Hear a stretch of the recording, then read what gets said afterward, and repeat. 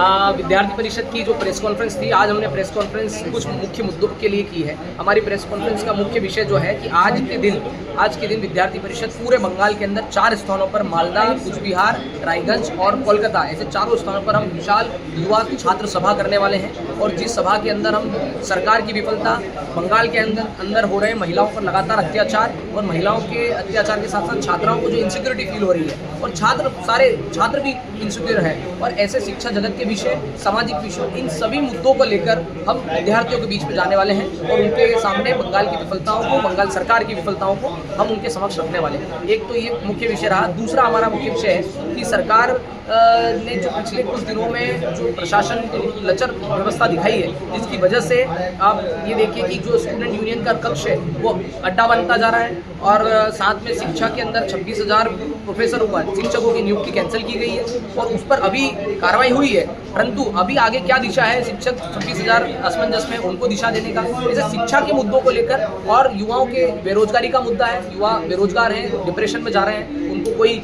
Option नहीं मिल रहा है अपने करियर में आगे ले जाने के लिए, पलायन कर रहे हैं। इन सभी मुद्दों को लेकर, साथ ही महिलाओं की सुरक्षा के विषयों को लेकर और समाज के अंदर बांग्लादेशी घुसपैठ होने के कारण जो डेमोग्राफी चेंज करने का जो प्रयास हो रहा है बांग्लादेशियों के माध्यम से, और जो सरकार विफल हो रही है उनको रोकने के लिए, उन विषयों को लेकर हम युवाओं के बीच में इन 4 कार्यक्रम के माध्यम से जा रहे हैं। और इन सभी विषयों पर हम आपके माध्यम से भी पूरे बंगाल को, समाज को, युवाओं को बताना चाहते हैं कि इस प्रकार की चीज़ इस बंगाल के अंदर हो रही है, जिस पर हम सब समाज जन को एक साथ एकत्रित होकर इस पर काम करना चाहिए। साथ ही हमारी केंद्रीय कार्य समिति बैठक सिलीगुड़ी में होने जा रही है 2 और 3 अगस्त को। उस बैठक के निमित्त भी हमने इस कॉन्फ्रेंस रखा है। उस बैठक के अंदर हम बंगाल के विषयों पर और संपूर्ण देश के विषयों पर, शिक्षा जगत के विषयों पर, हमारे कार्यक्रमों की रूपरेखा स्वरूप बनाने के लिए, योजनाएं करने के लिए उस बैठक के अंदर हम